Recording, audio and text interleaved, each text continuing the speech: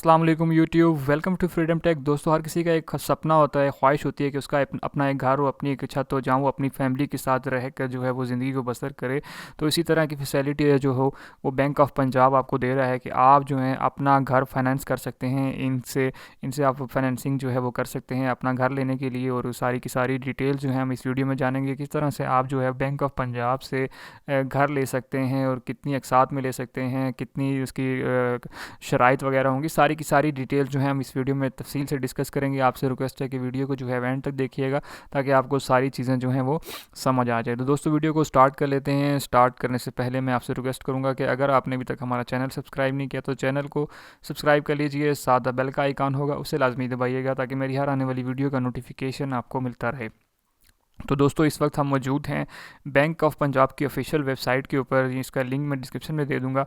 आप सिंपल इस पर क्लिक करेंगे तो आप भी इसी पेज के ऊपर आ जाएंगे। तो हम यहाँ पे हाउसिंग फाइनेंसिंग की बात कर लेते हैं। यहाँ पे इन्होंने लिखा हुआ है अपना घर ही अपना है। यहाँ पे इनका लोगो है और ये सारी चीज़ें आपको यहाँ पे शो हो रही होंगी। अब मज़ीद इसकी details, your home is the centre of your world, a place where you find peace and comfort. Bank of Punjab understand your desire to make your house truly your home. Bank of Punjab house financing ensure it's happens. कि Bank of Punjab जो है वो आपको ये facility provide कर रहा है कि आप जो है अपना घर बना सकते हैं। तो हम इसके मुख्तलिफ पहले हम उर्दू में देख लेते हैं, ताकि क्योंकि ज़्यादातर लोग जो है वो उर्दू में इसकी समझ आ जाएगी। तो ये सारी की सारी शराइत हैं, हम इनको डिटेल से देख लेते हैं। मैं थोड़ा सा बड़ा कर लेता हूँ। यहाँ पे लिखा हुआ है जी, बैंक ऑफ पंजाब अपना घर है क्या। पहले तो आपको ये पता होना चाहिए कि बैंक ऑफ पंजाब अपना घर मुंदरजा झैल अमवार के लिए फाइनेंसिंग की सहूलत प्रोवाइड करता है। कि अगर आप जो है वो तामीर शुदा मकान की ख़रीदारी करना चाहते हैं, उसके लिए आप इनसे कर्ज़ा ले सकते हैं। प्लाट ख़रीद कर इस पर तामीर करना चाहते हैं, उसके लिए कर्ज़ा ले सकते हैं। ज़ाती प्लाट पर घर की तामीर करना चाहते हैं, उसके लिए कर्ज़ा ले सकते हैं। मौजूदा घर की तनज़्ज़ुन व आराइश के लिए, मतलब रेनोवेट कराने के लिए, मतलब उसको बढ़ाने के लिए, उसकी कुछ भी पोर्शन बनाने के लिए आप जो है उसके लिए भी कर्ज़ा ले सकते हैं। तो इन सारे ऑप्शंस में से अगर आप कोई भी काम करना चाह रहे हैं तो आप बैंक ऑफ पंजाब से कर्ज़ा ले सकते हैं। दोस्तों, आगे चलते हैं। तो अगला क्वेश्चन है जी, क्या मैं बैंक ऑफ पंजाब अपना घर के लिए दरख्वास्त दे सकता हूँ। अच्छा जी, कौन कौन लोग देख सकते हैं वो देख लेते हैं। जी हाँ, अगर मुदरजा झैल में से किसी भी ज़िमरे में आते हैं तो आप बैंक ऑफ पंजाब अपना घर के लिए दरख्वास्त दे सकते हैं। तनख्वाहदार हैं आप तो उसके लिए भी आप दे सकते हैं। ज़ाती प्रोफेशनल काम करते हैं तब भी आप दे सकते हैं। ज़ाती कारोबार है तब भी आप कर सकते हैं। गैर मुकीम पाकिस्तानी हैं तब भी आप जो है वो कर सकते हैं। मतलब पाकिस्तानी होने चाहिए लेकिन पाकिस्तान में रहते नहीं हैं, तब भी आप इसके लिए अप्लाई कर सकते हैं। ठीक है दोस्तों, तो ये सारे अगर आप इनमें से कोई भी हैं तो आप अप्लाई कर सकते हैं। उसके बाद आ जाते हैं जी, बैंक ऑफ पंजाब अपना घर सहूलत के ज़रिए के लिए दिए जाने वाले किराए की मुद्दत क्या है। ज़री बात है, आप कर्ज़ा लेंगे, उनकी क्या क्या मुद्दत होगी, इतने अरसे में आपने वापस करना होगा। तो तामीरशुदा रिहायशी मकान अपार्टमेंट की ख़रीदारी के लिए, अगर आप एक तामीरशुदा घर या अपार्टमेंट की ख़रीदारी करना चाहते हैं तो उसके लिए कम से कम मुद्दत 3 साल है, ज़्यादा से ज़्यादा 25 साल है। और इसके लिए रियायती मुद्दत की इजाज़त नहीं होगी। अगर आप तामीरशुदा घर या अपार्टमेंट लेते हैं तो उसके लिए रियायती मुद्दत कोई भी नहीं है। ठीक है, उसके बाद अगर प्लाट की ख़रीद और इस पर मज़ीद तामीर के लिए भी, उसके लिए भी 3 साल 25 साल, लेकिन 12 माह के लिए रियायती मुद्दत है। मतलब 12 महीने तक के बाद जो है आप उनको उनकी कर्ज़ा फराहम करेंगे। ज़ाती प्लाट पर भी सेम इसी तरह ही है, 3 साल 25 साल और 12 माह की छूट है। ज़ाती घर की तनज़्ज़ुन आराइश के लिए जो है कम से कम 1 साल में आपने कर्ज़ा वापस करना होगा और ज़्यादा से ज़्यादा 10 साल में वापस करना होगा। ठीक है, ट्रांजैक्शन की नौइयत पर मबनी, मतलब आपकी जो अगर ज़्यादा कर्ज़ा लेंगे तो उसमें भी आपको 12 महीने का जो है वो रेस्ट दे दें। मतलब 12 महीने तक आप किस्त जमा नहीं कराएंगे। तो ये डिपेंड करता है कि आप कितना कर्ज़ा ले रहे हैं। ठीक है दोस्तों, अब बात कर लेते हैं, नीचे आ जाते हैं थोड़ा सा। बैंक ऑफ पंजाब अपना घर स्कीम के लिए अहलियत का मयार क्या है। तो हम मयार को पढ़ लेते हैं कि कौन लोग इसके लिए अहल भी हैं या नहीं हैं। तो उसके लिए सबसे पहले उम्र में आ जाते हैं। आपकी उम्र कितनी होनी चाहिए। अगर आप तनख्वाह लेते हैं तो तब आपकी उम्र 21 साल से 60 साल के दरमियान होनी चाहिए।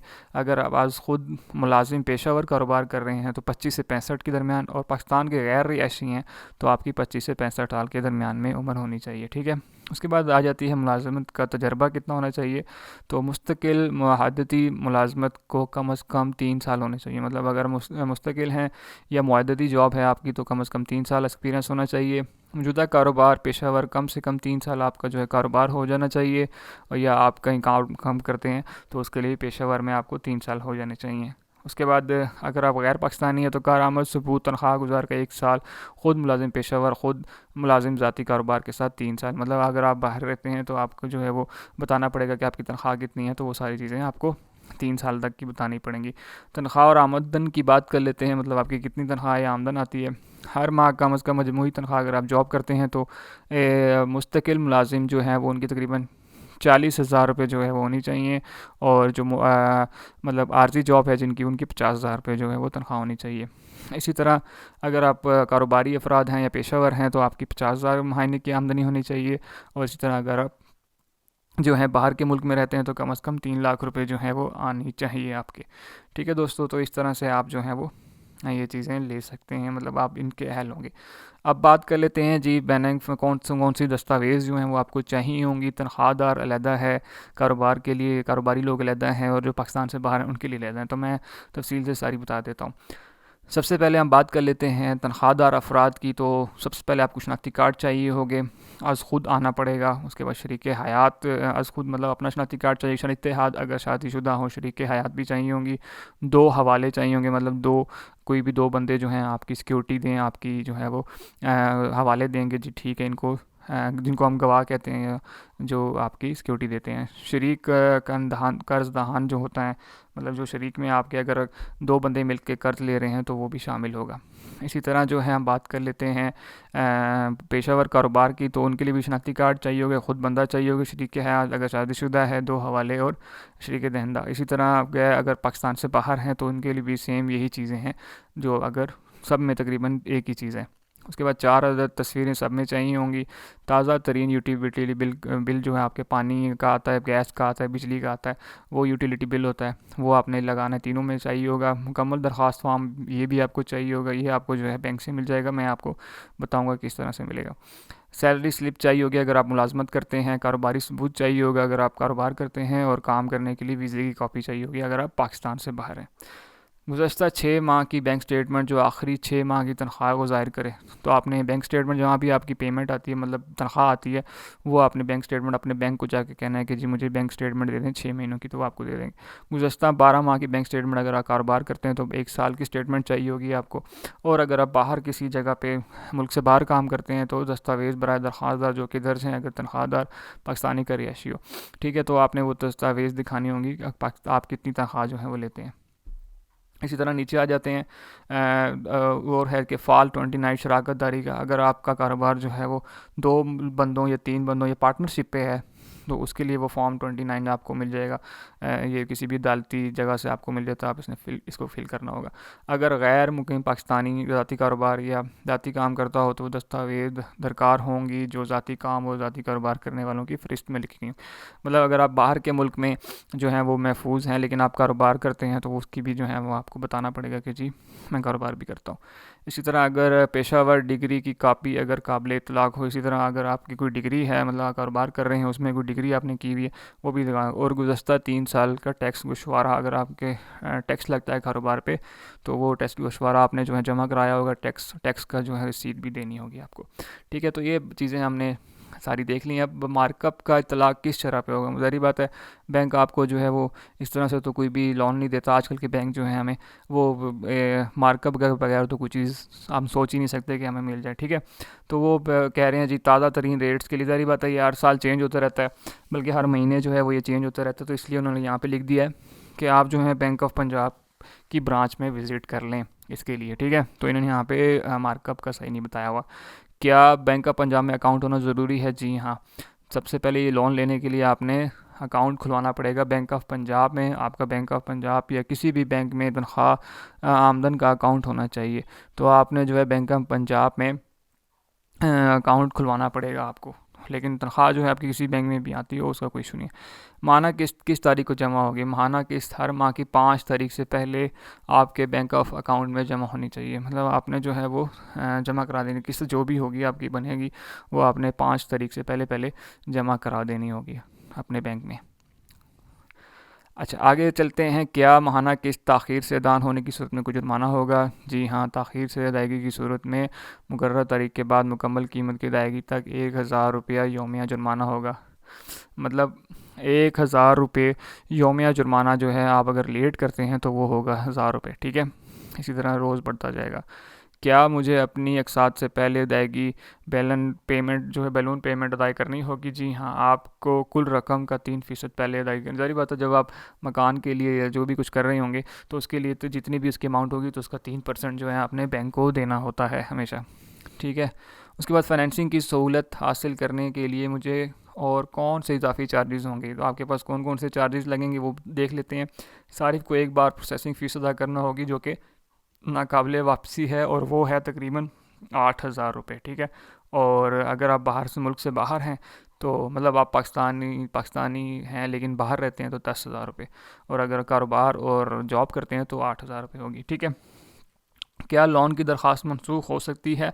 जी हाँ, बिल्कुल। आपकी जो दरख्वास्त ज़रूरी नहीं है कि वो कबूल हो जाए, वो मनसूख भी हो सकती है। अगर बैंक को दरकार लाजमात पूरे ना किए जाएँ तो जो जो कागजात बैंक ने मांगे अगर वो आप प्रोवाइड नहीं करेंगे तो ज़ाहिर बात है आपको ये लोन नहीं मिलेगा। इस सहूलत के लिए जायदाद का अमल वक़ूफ़ क्या होगा? मुस्बत इलाकों की फ़हरिस्त बैंक की वेबसाइट पर मौजूद हैं। आप जो है बैंक विज़िट कर सकते हैं या बैंक की वेबसाइट पे जो है वो इनके ख़ास जहाँ जहाँ से ये लोन मिलेगा सिर्फ वही। आप कुछ लोग वीडियो देखेंगे और वो बैंक चले जाएंगे और बोलेंगे जी वो तो बैंक दे ही नहीं रहा। तो भाई जो स्पेसिफ़िक बैंक होंगे आपने बैंक वालों से पूछ लेना है कि जी स्पेसिफ़िक बैंक जो हैं वो कौन से हैं जो ये लोन देते हैं। तो हर बैंक जो है वो बैंक ऑफ पंजाब का ही होगा, लेकिन मखसूस ब्रांचेज़ होती हैं जो ये लोन देती हैं, ठीक है। बाकी ब्रांचेस पे आप जाएंगे तो वो कहेंगे जी ये तो होता ही नहीं है, ठीक है। इस सहूलत के बाबिर सर्फ के हकूक़ फ़राइज़ में हम ये सारिफ इस सहूलत से मुतल्लिक़ तमाम मालूमात वक्त पर मुहैया करेगा। सारे फाइनेंसिंग के मुआहदे में मौजूदा मतलब शराइत जो है वो अदा करनी पड़ेगी। बैंक अकाउंट्स में इतनी रकम हर माह बरकरार रखे कि बैंक इसमें से कटौती कर ले, ये चीज़ें करनी होंगी। हकूक़ क्या है? अगर सुन्नत में कोई तब्दीली हो तो 30 दिनों के अंदर अंदर इसका नोटिफिकेशन आपको मौसूल होगा। दोबारा अदायगी का शेड्यूल मुफ्त हासिल होगा। कारोबारी औकात में बैंक के अहदेदारों से रब्ता कारी आपकी होगी, ठीक है दोस्तों। तो ये सारी इसकी डिटेल्स थी। अब किसी भी सवाल की सूरत में जो है आपने क्या करना है, सबसे बेहतर है कि इन्होंने यहाँ पे नंबर दिए हुए हैं, आप इन नंबर्स के ऊपर कॉल करके इनसे मज़ीद रहनुमाई से ले सकते हैं। ये भी दिया हुआ, ये भी दिया हुआ है, और यहाँ पे इन्होंने अपना मेन हेड ऑफिस जो है उनको लाहौर में है, आप वहाँ विज़िट कर सकते हैं। लेकिन बाकी ब्रांचेस भी तकरीबन हर जगह पे होती हैं बैंक ऑफ पंजाब की, तो आप वहाँ से भी जो है वो इन चीज़ों को देख सकते हैं दोस्तों। तो ये सारी की सारी डिटेल्स थी कि आप जो हैं वो किस तरह से इनसे जो है वो लोन ले सकते हैं, उसके क्या सूरत हाल है। अब फ्रीक्वेंट आस्क्ड क्वेश्चन जो हैं वो आपके यहाँ पे हैं, जो कि आपको यहाँ पे देखने को मिल जाए। वो सारी चीज़ें ये वही हैं जैसे मैंने ऑलरेडी जो हैं वो आपको बता दी हैं, ठीक है। ये सारी की सारी चीज़ें जो हैं वो इन्होंने इंग्लिश में करके दे दी हैं। तो सारी चीज़ें अगर आप ख़ुद पढ़ना चाहें तो आप ख़ुद भी पढ़ सकते हैं और ख़ुद भी इस वेबसाइट को विज़िट कर सकते हैं दोस्तों। तो ये सारी की सारी डिटेल्स थी। आई होप कि आपको ये वीडियो पसंद आई होगी। अगर पसंद आई है तो वीडियो को लाइक कीजिए, दूसरे दोस्तों तक लाजमी शेयर कीजिए, और अगर आपने अभी तक हमारा चैनल सब्सक्राइब नहीं किया तो चैनल को सब्सक्राइब कर लीजिए। साथ बेल का आइकान होगा उसे लाजमी दबाइएगा ताकि मेरी हर आने वाली वीडियो का नोटिफिकेशन आपको मिलता रहे। तो दोस्तों मिलते हैं इसी तरह की अगली वीडियो में, तब तक के लिए मुझे इजाज़त दीजिए। अल्लाह हाफिज़।